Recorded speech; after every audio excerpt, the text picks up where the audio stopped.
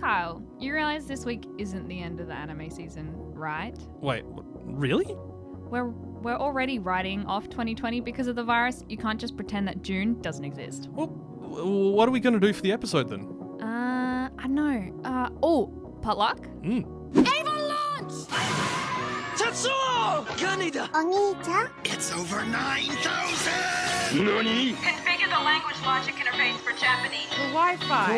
Kawaii-Fi. Kawaii-Fi Radio!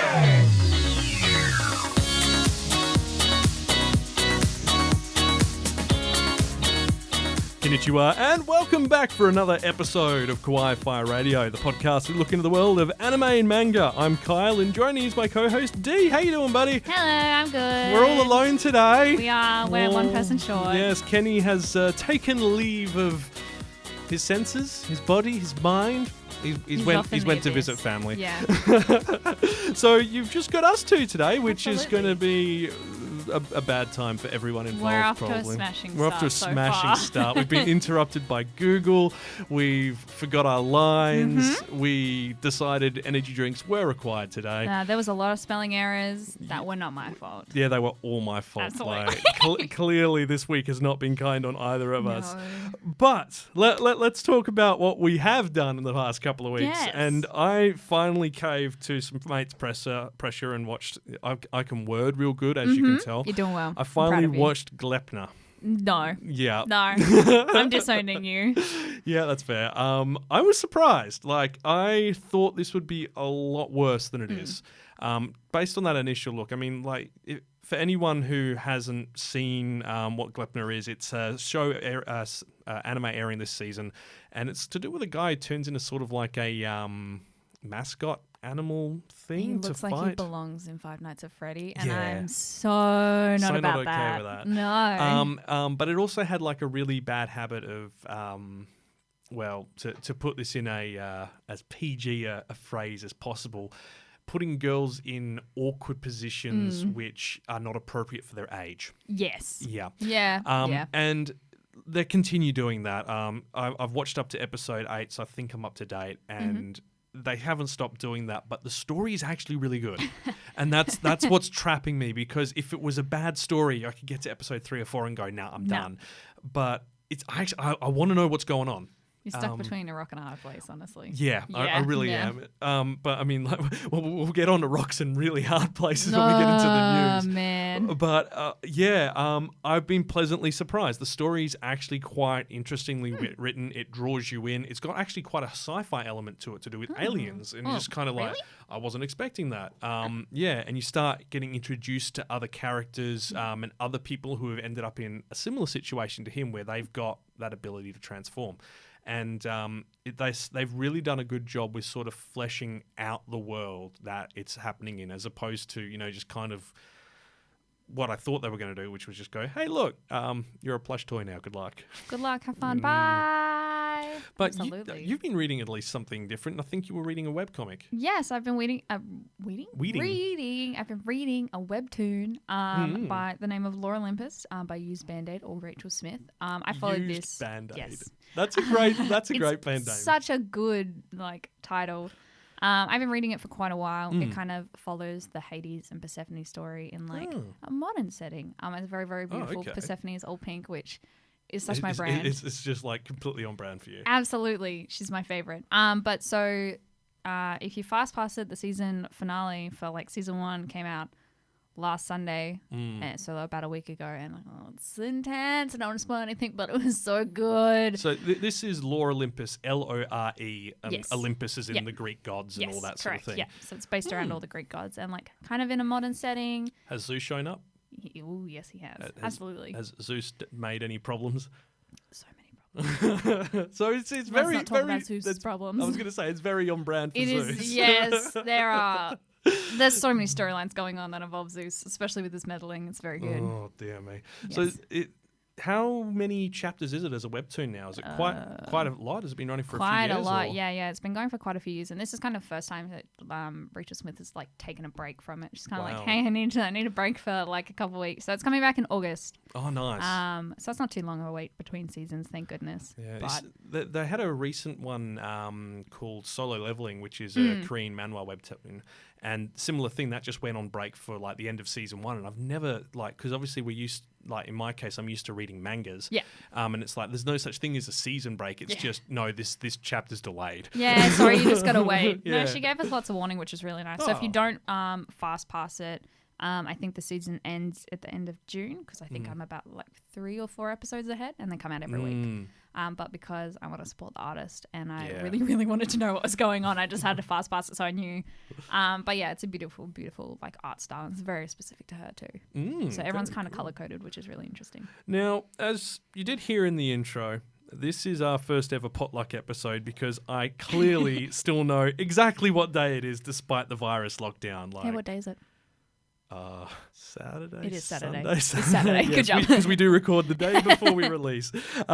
So we have picked out a few random shows from the back catalogue to chat about. We've got some shoujo, we've got some Ghibli, we've even got some Shonen Ai. So hit those like and subscribe buttons if you want to hear more of what we're doing, and we'd love to have you on board. But before we do get stuck into it all, it's time for the anime news. Making headlines. Really? Sort of. Anime news.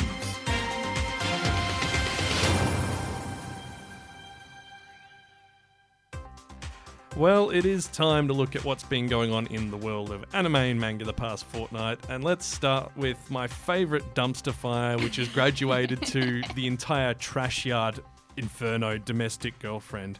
And as I mentioned, it's everyone's favourite sibling dumpster fire, and it's coming to an end in 2 chapters. And to be honest, it can't come quickly enough, because there's been quite a substantial amount of disappointment online with how the final story arc has turned out, and many fans are saying it's ruined the series for them.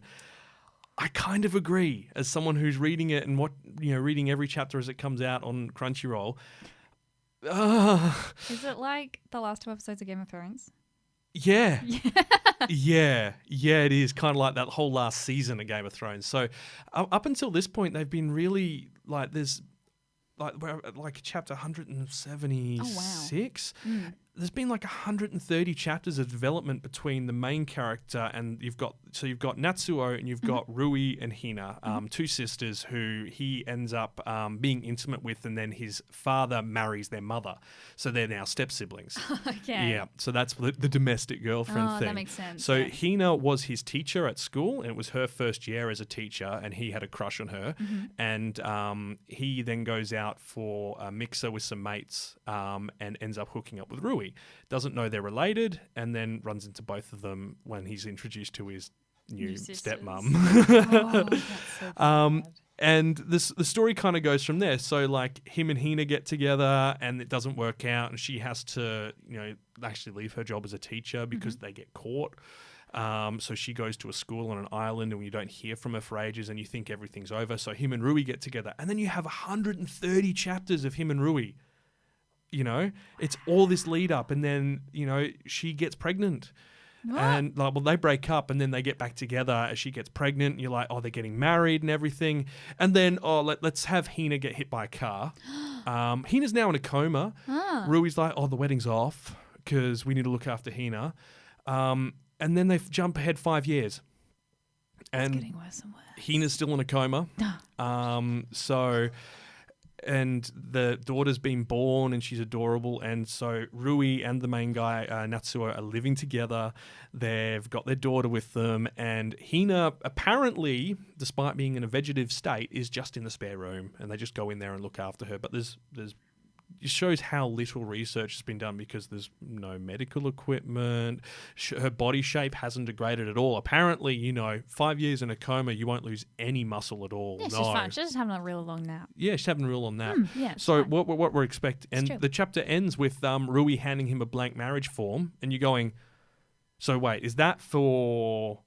And there's other factors here which make you think that Rui's going to get together with this chef guy who everyone hates.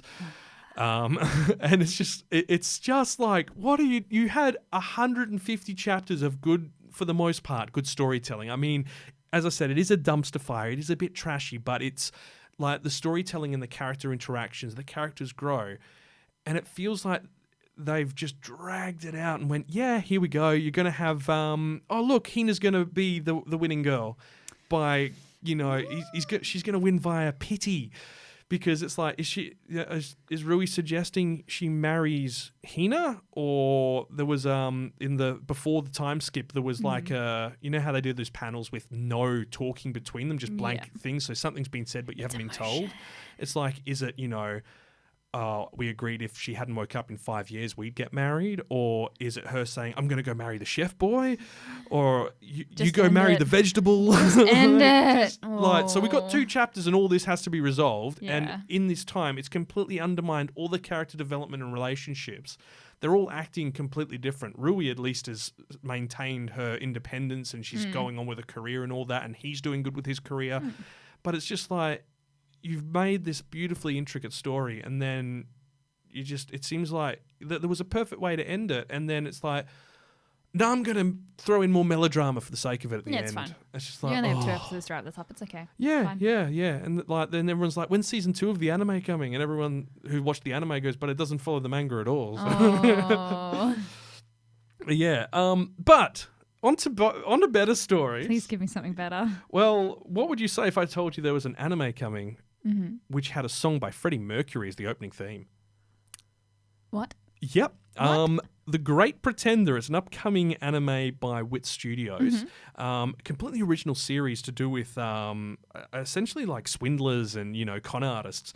And the opening theme is The Great Pretender, done by Freddie Mercury. It is an incredible song. It is. It's such a good song. And there's going to be a video on our Facebook page from yesterday, which you can have a look at.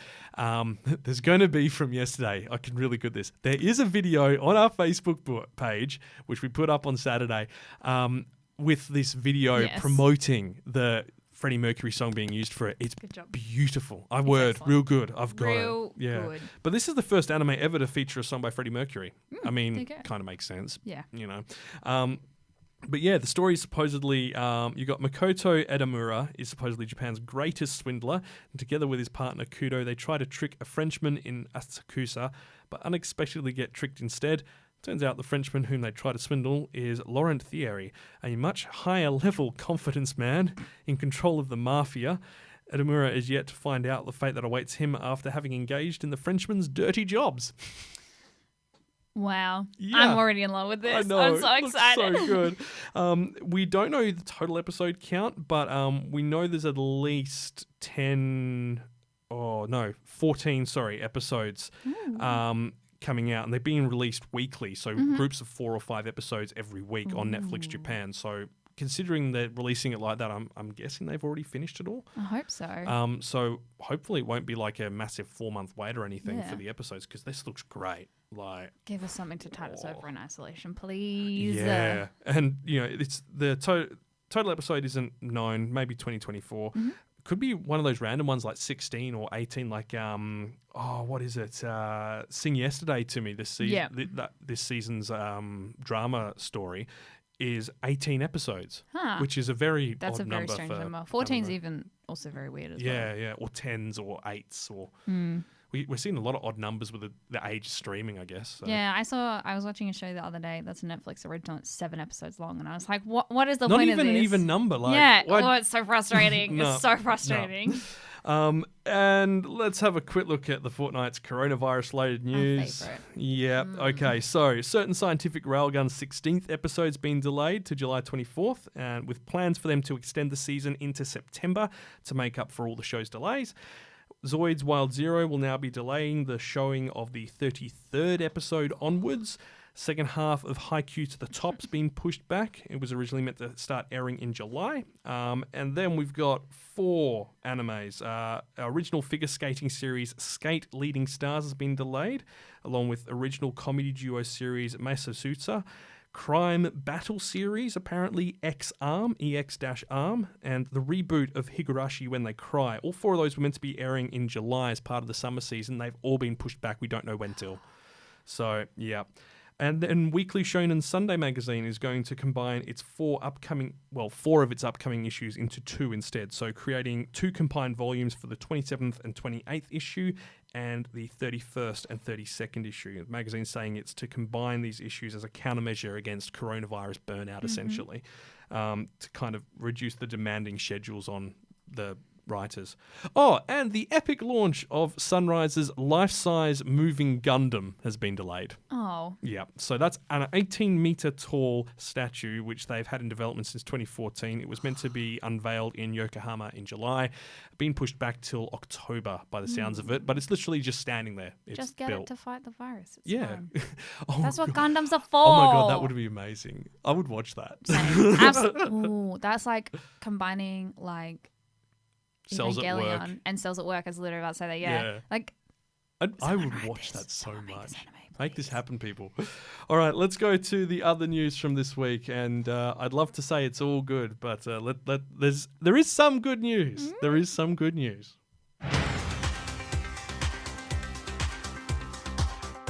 Well, there have been a couple of announcements of new seasons on the way this fortnight. Supernatural firefighting anime Fire Force has announced its second season will be arriving on our screens in July, and Countryside Slice of Life series Non Non Biori is getting a third season in January 2021. Heading to the streaming services, Funimation is streaming the One Piece Stampede film on its service for the next 60 days, along with adding another slew of anime to its catalogue. Both Your Lie in April and Katsuguki Token Ranbu are available on the service, with both English dub and subs available. Over on Netflix, the original 90s Cardcaptor Sakura will be available to watch from June 1st. The series is already available on Crunchyroll as well, but this will obviously bring it to a larger audience. And retro anime streaming service Retro Crush is adding a bunch of original Tezuka anime to its catalogue in June, including 1980s Astro Boy, Blackjack, and Ambassador Magma. Heading to the bookshelves, and the end of several manga series are in sight. Final chapter of Demon Slayer Kimetsu no Yaiba was released this month, bringing the popular series to an end. The manga's end came with the announcement of a short spin-off series is in the works, focusing on character Kyokyaru Rengoku. Fire Force manga is also coming to an end, with author Okabuya Atsuki stating the story is in its final stage and that he plans for this to be his last manga. Okubo is also known for being the creator of Soul Eater, though many will be surprised to hear of his plan to retire as he's only turning 40, so quite early in the career. Shoujo romance series The World is Still Beautiful will have its 25th and final volume ship in August, with the manga ending its 8-year run in 2 chapters' time, and Konosuba's second spin-off manga focusing on Megumin, Konosuba An Explosion on This Wonderful World, will be ending in the June issue of Kadokawa's monthly Comic Alive magazine, having run for just over 2 years, along with Domestic Girlfriend ending and The Promised Netherland also ending in the next couple of weeks. And there's actually a lot ending at the moment. So that's your anime news for the week ending May 31st, 2020.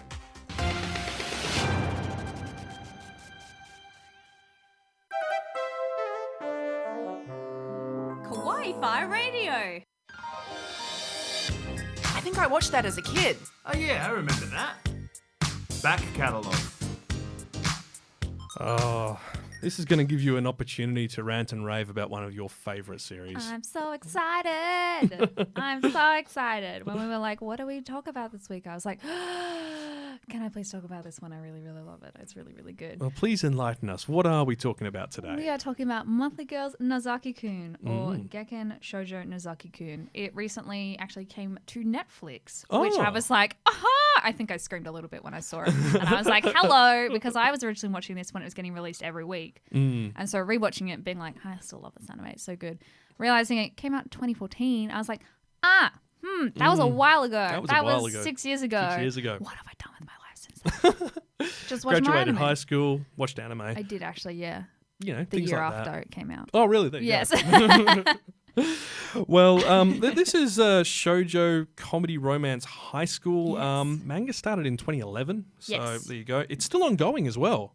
Yeah, so the anime itself came out in 2014. There's one season of it. It's 12 episodes. It's a great 12 episodes, but they just never made any more. And Why? Come on, give us ma- more. Maybe they're waiting for it to end to then finish it off, because that's happened that's with a true. few other ones. And I think after what happened, like with the first Fruits Basket, like with them just trying to wrap it up, and same with, I mean, admittedly, the first Full Metal Alchemist did a good job of wrapping up the story before Brotherhood came out when the manga had ended. But a lot of people are just like, no, we wish we had that manga story in animated form. Yes. So Monthly Girls Nozaki-kun is based around Chiyo Sakura. She has a crush on her schoolmate, Ometaro Nozaki. When she confesses her love to him, he mistakes her for a fan and gives her an autograph. When she says she wants to be with him, he invites her to his house and has her help on some drawings.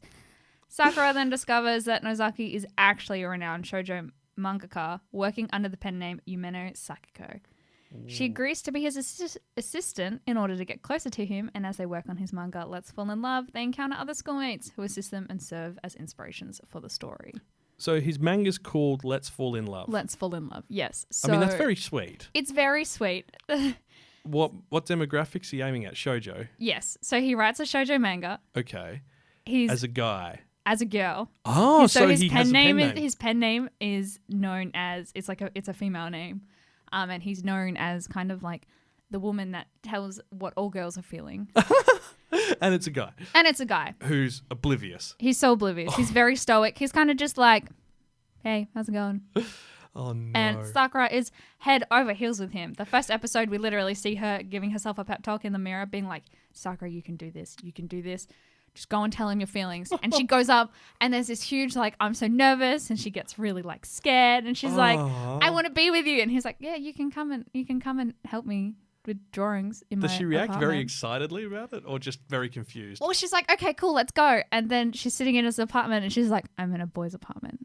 What am I doing? What do I do? Oh my gosh. And it turns out that he actually really admires her art because she's part of the art club. It's very, very cute, I guess. Oh, that's really It's sweet. a really nice kind of like slice of life, kind of romantic. I'm going to have to add this to my read list. Beautiful. Yeah. The studio that did it was Doga Kobo, Yes. which, if you actually have a look, this is their most popular and highest rated anime on my anime list by a long see shot. why. It's It's rated so at good. 8.05 with over, well, more than 500,000 fans. So it's pretty decent. If you don't know who Doga Kobo are, they did Gabriel Dropout, Plastic Memories, Himoto Amura-chan, which is the little orange girl rolling around you'll have seen in Yes. many memes. They also did How Heavy Are the Dumbbells You Lift, and this season's Sing Yesterday for me as well. Yes. So they've got a pretty good back catalogue across a wide range of stuff. So good quality the whole way through. But this has got 11 volumes out already, and the manga was actually nominated for a Manga Taisho Award in 2015. Wow. So it's clearly got, a fair bit of interest from the community, other than Definitely. just going, oh yeah, it was a good 12 episodes. Yeah, it was a great 12 episodes. But also now, like, it's an anime that came out in 2014 and it's now on Netflix. Like, Yeah. that doesn't, like, it does happen, but also doesn't. And it's a really random Yeah. one to just suddenly pop up. I was like, hello, Well, I mean, let's go. Maybe they were thinking people need more, warm and happy stuff considering coronavirus. It is absolutely warm I and happy. really hope that's what their decision making There process are a is lot at of the moment. misadventures of romance in this, and it's Yeah. beautiful. It's very good. So it mentions in the synopsis that they encounter other schoolmates who assist them and serve as inspiration for their stories. yes. Are they awkward? Well, so when Sakura meets Nozaki, they kind of start to discuss his manga and kind of who's the inspiration for it. And she finds out that there's actually quite a few people that help Nozaki on his manga. So he writes it, does all the main characters. Sakura does all the beta painting, so like all of the real dark, harsh lines. Sakura then gets to meet Makoto Mikoshiba, who is kind of the known flirt. Oh, okay. And Nozaki then keys Sakura in to say that actually he is the inspiration for the main heroine. Oh. Yes. So Nozaki's reasoning for this is because Mikoshiba is like very like out there and is like, yeah, I'm such a flirt, like yada yada, but is actually incredibly shy and incredibly embarrassed anytime he opens his mouth and says something smooth. And So he's gender flipping him for the main yeah, character. That's awesome. There's so many like characters throughout all of this that are kind of like flipped roles. They do a lot of like flipping tropes. So the main male character for Nozaki's manga is actually based off of a girl. She is known as the prince of the school. Ah. Everyone loves her. All of the girls love her. So when we first see her, we're like, oh, there's this really beautiful, like, soft boy. She's got this, like, very, like, short boy-styled blue hair, with a very soft face. And obviously it's all the roses and sparkles in the background. She's actually a girl. Ah. So are any of the characters based off Sakura? No. No. Not that I remember anyway. There are a lot of instances where you're like, maybe Nozaki has feelings for Sakura. Maybe he doesn't. Or what's going on? There's a lot of misadventures of like Nozaki and Mikashiba playing like an anime dating sim. Ah, okay. So because he's clearly useless at the dating game, despite He thinks being... he's great at it. He's like, I know how girls work. It's fine. I know how they work. But he He didn't has no obviously idea. pick up on a straight up confession. No. And the multiple times that Sakura is like, so my type of guy is this tall guy with black hair, and like he's kind of in my class, and we spend a lot of time together, and yada yada yada, and he's also a manga artist. He never picks up on it ever. Oh, this is It's like so good. this is going to be frustrating, isn't it?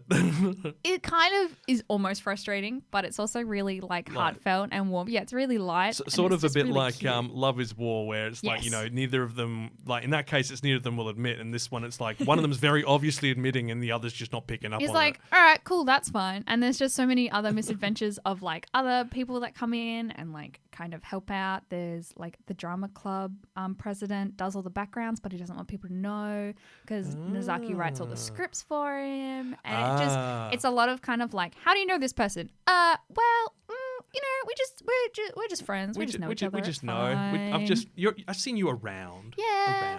Around. But it's just a really, really beautiful anime. So how does the anime sort of end without obviously spoilers? Does it end it on a sort of open note, or does it end almost like it's the end of that story? It kind of like ends it on an open note a little bit. It's not the end of the story, which is really, really nice. And they definitely like kept it open to be like, there could be a season 2, maybe in like maybe 6 years. It's fine.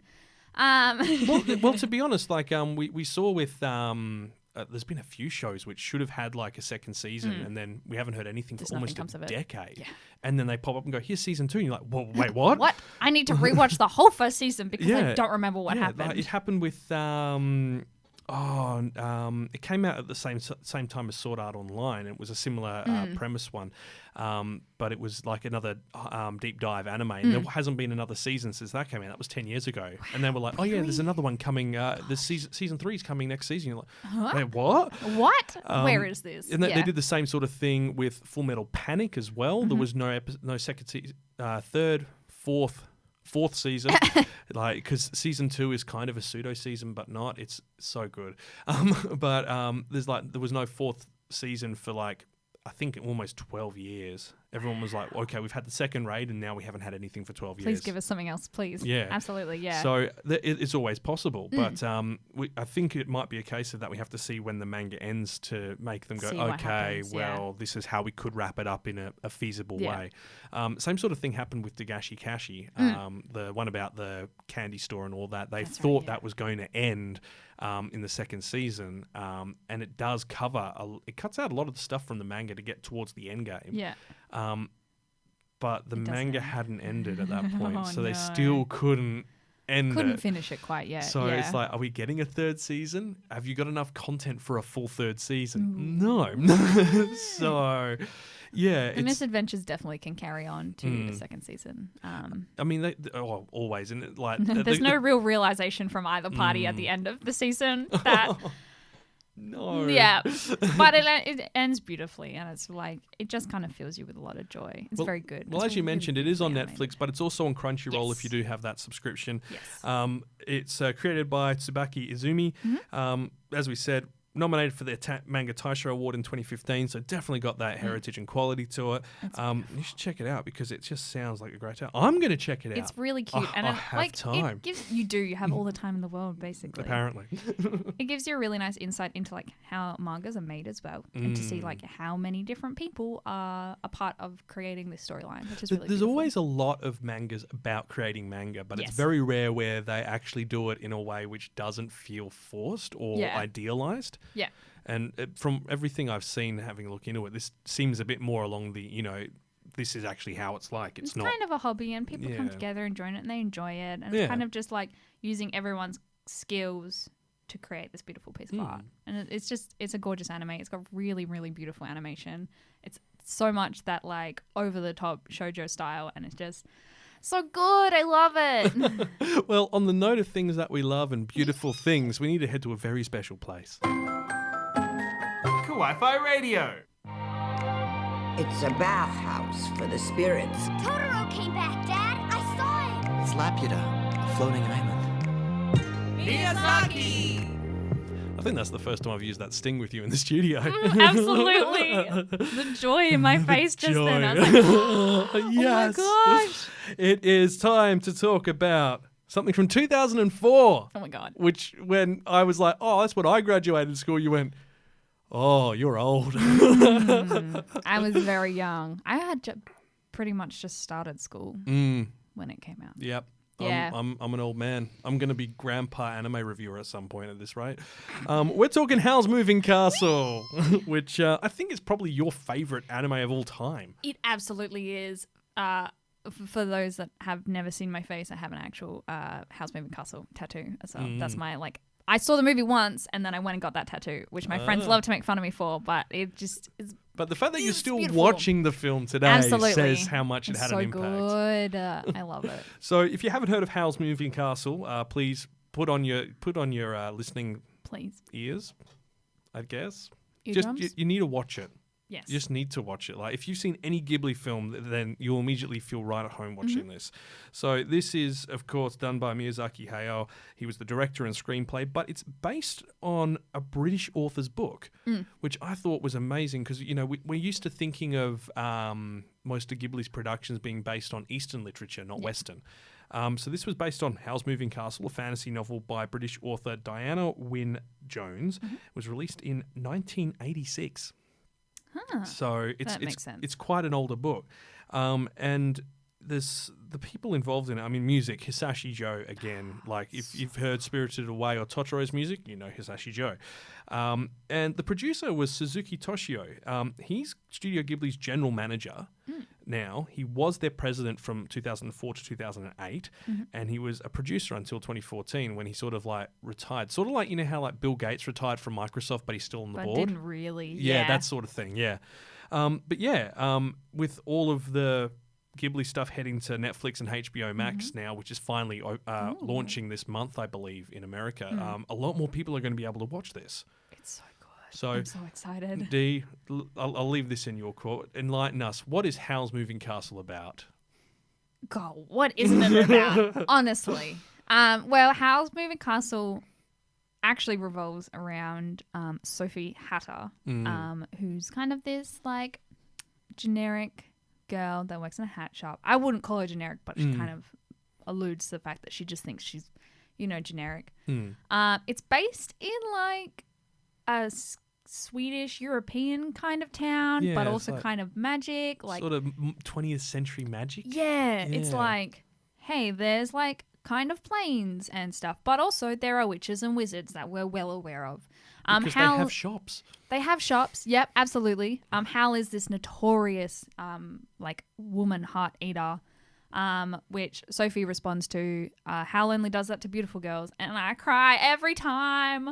Oh, So I relate to So Sophie so sad. much as like growing up. It's kind of like almost like a coming of age, not really, because she gets really old and gets really young. But it's kind of like a coming of age, like learning to love yourself film whilst also learning to live and work with your like insecurities.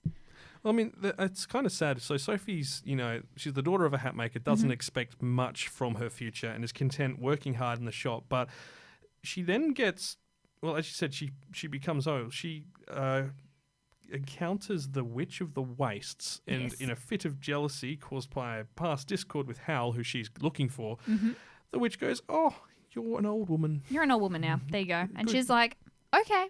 That's cool. That's cool." She's like, That's "This is fine." So yeah, she's then tries to track down Howl and figure out a way to Undo it. undo it. Undo yeah. this curse she can't even talk about. Yeah. Also, like, Just a quick side note, the English dub, I mean, this is the case for almost every Ghibli production, but the English dub is just incredible all-star cast. Absolutely. Wow. Oh, I watched this film with the English dub for the first time because the guy that plays Hal. Yeah, he's played by Christian Bale. Christian Bale. Oh, he has a beautiful voice. When he's not beautiful going, man, a beautiful voice. I'm Let's Batman. go. I'm Hal. He basically does the same thing though. I know, it's so bad. It's beautiful. He fits Hal so well. He does. He really does. But I mean, when Sophie turns into the old form Sophie, they actually changed the voice actor. Yes. And it's Jean Simmons. She died in 2010, unfortunately. She was in Hamlet 1948, Guys and Dolls 1955, Spartacus in 1960 as the main female actress in that. And The Witch of the Waste, similar thing. Lauren Bacall died in 2014. She was in To Have and Have Not, How to Marry a Millionaire, The Big Sleep, was in lots of like Jeffrey Bogart, Humphrey Hobart. Words. What are they? Humphrey Bogart films alongside him as like the leading lady. Yeah. And like these are two massive voice actors, and they've been in their literally twilight years and still pulling out these incredible performances. It's so good. Sophie's just incredible, and like even as an old lady, Sophie, I relate to her still. She's just like, come on, let's go. Stop being dramatic. And I'm like, yes. And like, I was really surprised to see that Billy Crystal, of all people, is playing Calcifer, the little flame guy. May all your bacon burn. I love Calcifer. He's so good. sassy. He is. But there's a lot about Howl's Moving Castle that's kind of unique from some of the other Ghibli films. Now, if for anyone who's seen any of the documentaries on Miyazaki, you'll know that he's a bit of a pacifist. And this definitely has that sort of strong anti-war theme. Yes, definitely. And this was actually, it influenced him to make it because of his distaste for the 2003 Iraq War. Yes, yes. Which is very like based huge. off of war. Yeah. But then he received the Oscar for Spirited Away and wasn't too sure if he wanted to accept it because America was at war. So he was like, I have a great deal of rage about the war, but and hesitation about the award considering how he identifies. Yeah. And it's just like, man, He's that such must... a beautiful man. He's such a wonderful man. So good. I love him so much. And there's a massive new documentary on him available for free at the moment as well, which we've linked on the Facebook page a couple of weeks back. So definitely worth checking out. But look, Howl's Moving Castle just kind of hits a beautiful sweet spot in this story about, you know, someone who's young learning what it is to be old, to know why compassion's important, to understand why caring and respecting your elders, not in the that classical like, oh, you must respect your elders way, you have but to respect them, like mutual respect. Yeah, mutual respect, respecting what they've lived through, respecting what they can bring, as opposed to, we see a lot of stories that kind of belittle the elderly, especially in anime. We see a lot of people joking about like, the pervy old man, as opposed to talking about, the experiences he's had, or just, the sweet old grandma, but the only defining trait she has is that she cooks really well. She's nice. And she's nice, and that's it. Whereas, people have a lot more depth, and this loves to explore that. I mean, even the Witch of Waste, like she's great. She's like, great. I Despite love being that. a villainess. Yeah, I love that none of the women... She's kind of a villainess, but not really. At the end of it, she's not. Well, no one's really the villain. Yeah. That's the really... like, this is one of the it's things always I like love a point about of view Miyazaki. thing, is that like from one point of view, she's evil. She's like horrible. She's put this curse on Sophie and she's hunting Hal down and he has to constantly move because of it. But also like she's doing that because Hal was kind of rude. Yeah. Kind of an ass. And like... Come on, and like the it's always point of characters view. grow and develop So much, like, I mean, admittedly, we see this a lot more in more modern literature and modern series where characters develop over the course of a series. But back in the early 2000s, characters wouldn't change too much. No. They'd be fairly static throughout an entire film. Yeah. It's like they still have the same drives and beliefs and focuses. And if it was a change, it would be a moment of a big revelation as opposed to a gradual change, which is what this was. And like all of the characters change throughout it. How changes throughout it. Sophie obviously has like the biggest change. Oh and yeah, my becomes favorite, an old lady and then young again. And then young again. She cuts her hair. And like my favorite part about Sophie and what I related to her the most about is right at the end, how like comments on Sophie's hair, and she's like, I know I love it, and she's finally come to like love herself and accept herself, and she's realized that as like bland or like normal as she is, she's still powerful and she's still really magical, regardless of not having any magic, or she just works in a hat shop. Like, she still has skills, she still has power, and she's still incredibly strong. And that's why I love It's quite empowering, Sophie. isn't it? It is. It really is. Which is one of the things I've always loved about Miyazaki's films. Like, all the female characters aren't there as throwaway people. No. I mean, we're used to seeing guys in anime being like the strong, lead, but when it's a girl, sometimes it might be a little bit half-hearted. She might be strong, but she's not. Yeah. Whereas Miyazaki's portrayal of women always seems to be so heartfelt and true to life, as opposed to idealized. Yeah, and like Howl's also quite a feminine character as well, which is really interesting. He kind of took the gender roles and swapped them, because like Howl's very flamboyant. He really cares about his appearance and his hair. He has a whole meltdown about his hair at one point. Yeah, which literally actually, turning to slime because of it. Look, the same, whole we've all been there. I have turned into a pile of goo. Yes. This one time I was reincarnated as a slime. No. But it's funny you mention that, because the fact that he turns into that bird thing, and male birds are the more flamboyant of the species, kind of plays into his character. Oh, it does, yeah. Because, suddenly it's like, it's not just that he's, flamboyant. It's like, well, he turns into a bird, and male birds are the more the displayers of the species. And that, is what he's doing in a way.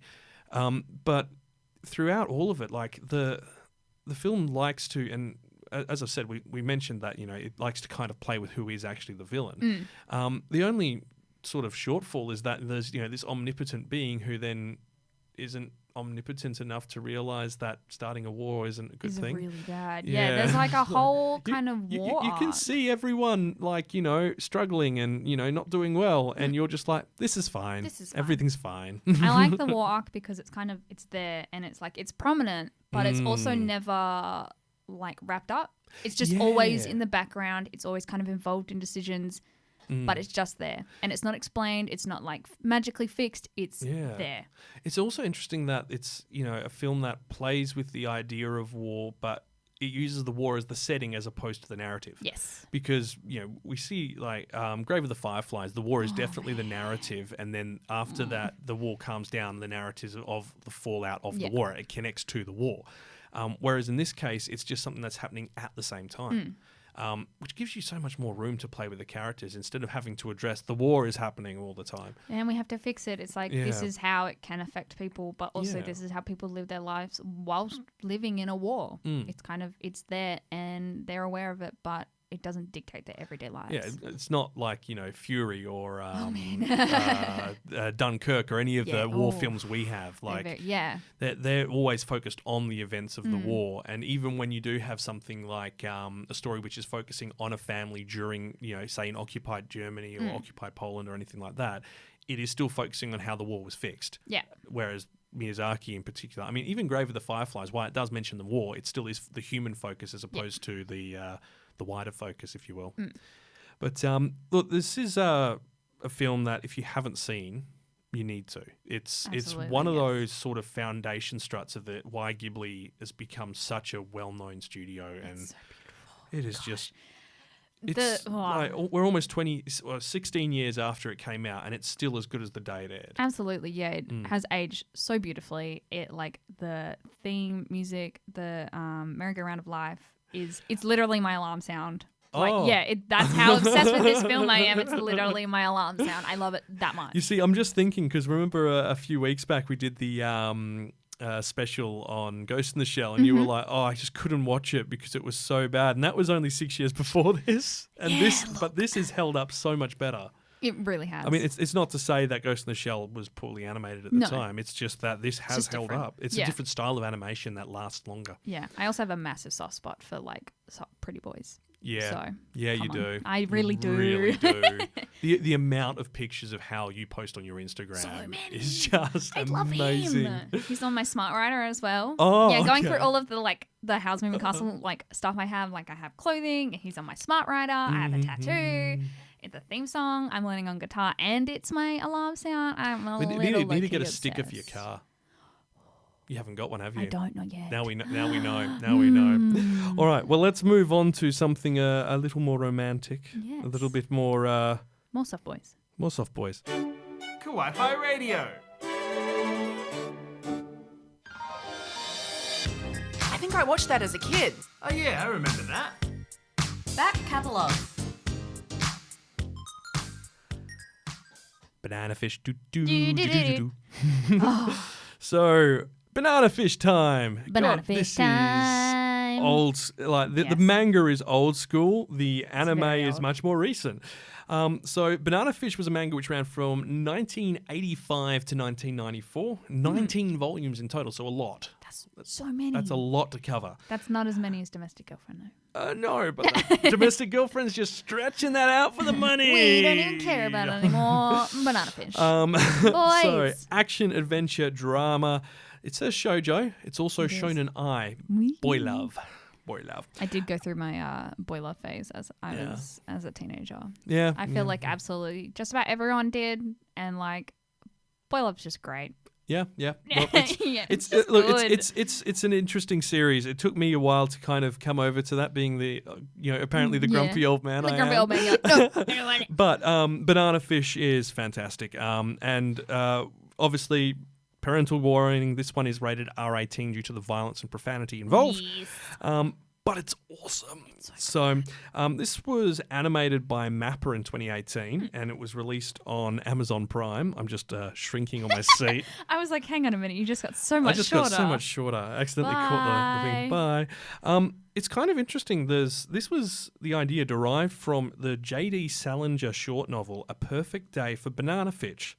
Banana Fish. English. It's got similar themes minus Really the boy does. love. It's got Yeah. to do with the Yes. the PTSD, Yes. the connection with with war and people coming back from it.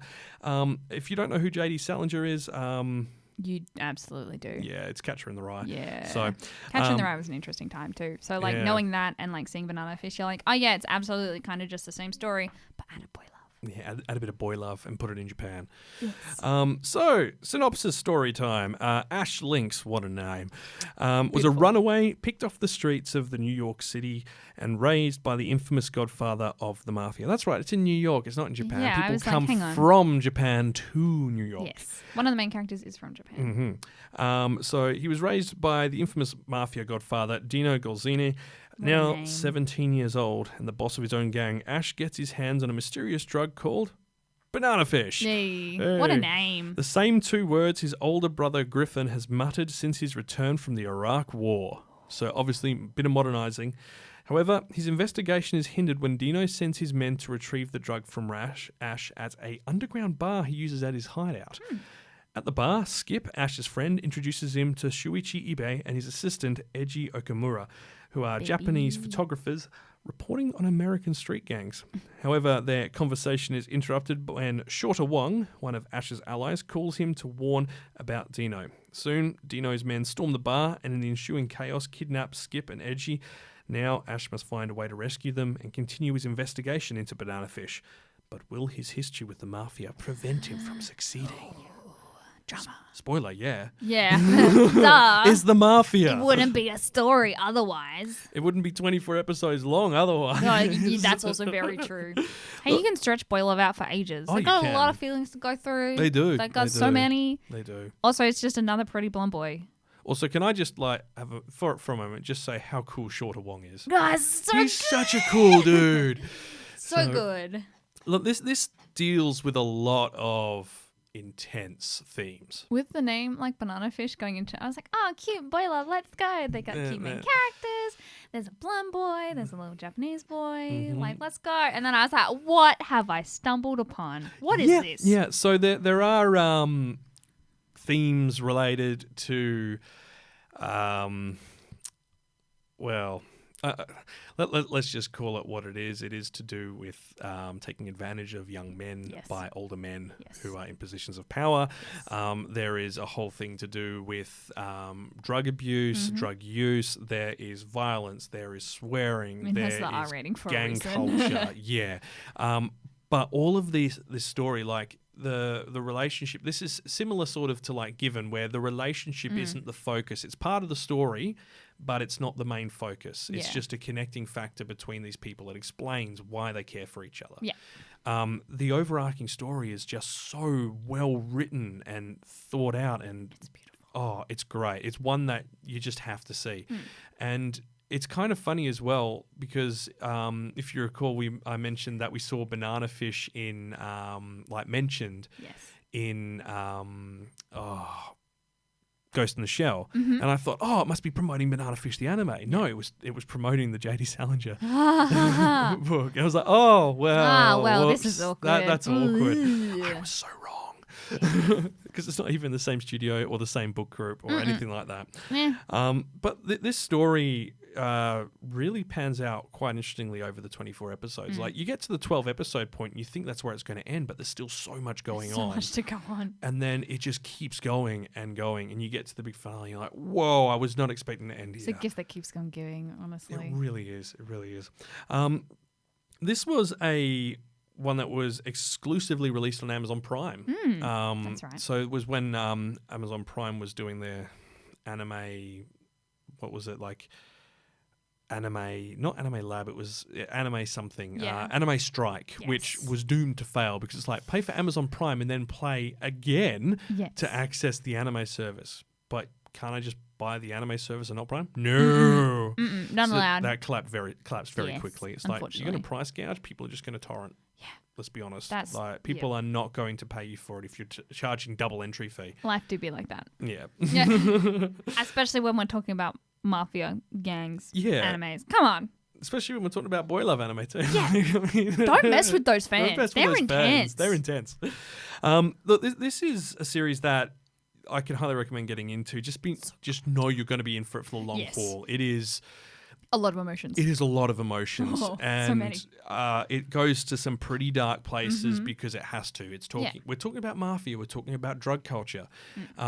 You will lose characters throughout it. People will die. People will, end up in difficult situations. Yeah. And as things are resolved and moved on, those scars and the trauma that they've gone through is evident in the characters. Affects people, yeah. And it's beautiful that they show that as opposed to sweeping it under the rug. I mean, a lot of shonen shows we see, it's like, this person, I love Naruto, but, when Jiraiya dies, it's so emotional. And then you get a few...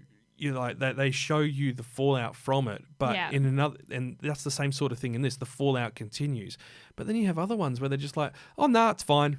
Yeah, it's fine. After 2 episodes, it's fine. I've forgotten about that person altogether. I'm a little bit sad about it, but it's fine. Yeah, I'm fine. It's no biggie. No biggie. James just died, but it doesn't matter. I'm not bothered. Bye. Yeah. So this really does deal with it, the mental and the psychological effects that this has. I mean, one and the same thing, but mental on the side of like depression, anxiety, frustrations, and the psychological. I can't trust these people anymore. I can't trust myself. Did I make the right choice? Broken. And love doesn't immediately fix all of those things either. No, it does not. But it also kind of really enjoys illustrating how impulsive young boys can be. Because, so much. I'm riding on the roof of a truck. Why? Why not? It's fun. It's fun. This is the easiest way to get to the place where the fight's happening. Live your best life. Please be safe. Yeah. He's just like, YOLO, peace signs. See Pulls out a gun. Like, peace. I don't think you get what that means. That's not how it works. No. But as the show moves through, you start learning a lot more about banana fish and what it is and the connection it has, how it's been made, and what it has to do with the war. Yeah. Which, as we mentioned, has been modernized because obviously during the 1980s to 1994, that probably would have been, that would have been post-Vietnam War, and then during the war that they were having with, I think it was Saudi Arabia, the very short time one, Jordan, and that sort of time. Just a lot of wars at once. Yeah, a lot of wars at once. Please stop. No more. No more. No thanks. I wonder, a complete segue, but I wonder how the whole coronavirus thing has impacted conflicts around the world. Hopefully it helps stop them. Hopefully. Honestly. I mean, obviously we are seeing things pick up in Hong Kong at the moment with what's happening there. But you just imagine, because they were having so much conflict with ISIS in the Middle East still, even though they were in the process of shutting it down. And only a few months ago, we're still hearing about, stuff going on in Syria and nothing. Humans just don't know how to chill for 5 minutes. We don't. Guys, stay in your house. Just stay in your house and chill. Watch some anime. Get out of my head. Well, this is also got if you finish the series and you want more, there's actually a whole load of side stories, Yes.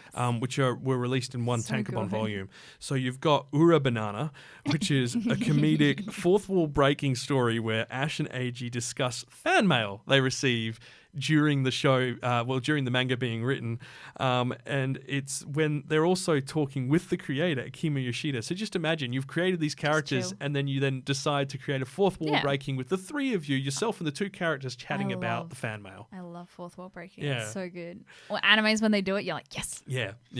Give it to me. Like, the recent one, Do You Still Love Me, Orisuki. My gosh, You yes. just looks at the screen, you're like, Hello. I get you. This is an office moment right here. Yeah. Yeah. There's also within the same Tankoban Angel Eyes, which is a prequel story telling you how Ash and Shorter met, Private Opinion, which is about how Blanca and Ash met, and Garden of Light, a post-story set 7 years after the end of Banana Fish. So very There's enough to keep you going. yeah, there's a lot. Like if you watch the series and go, I want to read the manga, or if you watch the series and go, I just want to know a bit more, Yeah. there are options for you. Because I mean, like I have no qualms with sitting down and reading 19 volumes of a No, manga. I'll do it. But sometimes you just want that little bit more. Yeah. And that's available. It is. We It's have given it. to you. It's right it's available for home delivery on, I think, actually probably on Amazon and eBay. Let's be honest. there. Yeah. They have everything these They days. do honestly have everything. I really liked Banana Fish because like the animation style is also really interesting. Yeah. It's like, so the manga was made in like the 80s and they still kind of held on to that. Like their faces are really interesting. It's obviously like modern day animation with kind of styles a little bit from the 80s. Yeah, still, sort of a bit which like is what really they did with interesting. Dororo, where they kept some of Yes. Tezuka's old school style and Yeah. then just modernized it. Also, the music for it, the opening theme was rocking, just man. so good. Anytime an anime has like a good opening, I'm like, yeah, I'm in for the long haul now. I'm in Let's for go. this. Let's do it. And then it's one of those ones you're legally not allowed to skip. Yeah, It's just so yeah. good. Like people who skip Neon Genesis opening. What? No, we're not friends anymore. We're I'm done, unsubscribing we're from your done. friendship. I've unsubscribed from your channel. Please don't. Please don't. But we will leave that there. You can catch Banana Fish on Amazon Prime still. It does appear on a few other streaming services depending on region because Yeah. Prime's not available everywhere. No, But unfortunately. obviously keep in mind it is R18. It does have that violent factor to it. So not for the kids, definitely for the parents. Yes, or very, very just, good. cat daddies and dog mums and so on. Yeah. We better finish up.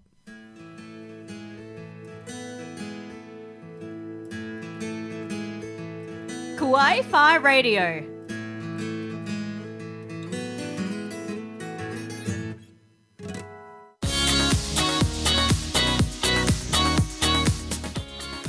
That's a pumping beat. I just love it. Yeah. Well, that is where we need to leave things for this episode. Thank you so much for joining us. Next episode, it's sports time. Yeah. How's your local sports team going? Oh, well, no, I'm just kidding. oh. I don't watch sports. I don't care. We were gearing up for what was supposed to be the lead up to the Olympics, but obviously that's not happening Yeah, anymore. that's that. But let's enjoy some sports. Yeah, next year Olympics apparently. We'll see if that Maybe. happens. But, we're going to have a look at sports animes that have come out over the years. We'll do some new ones, some old I'm ones. so excited. There's one that Dee really wants really, to talk really about. excited.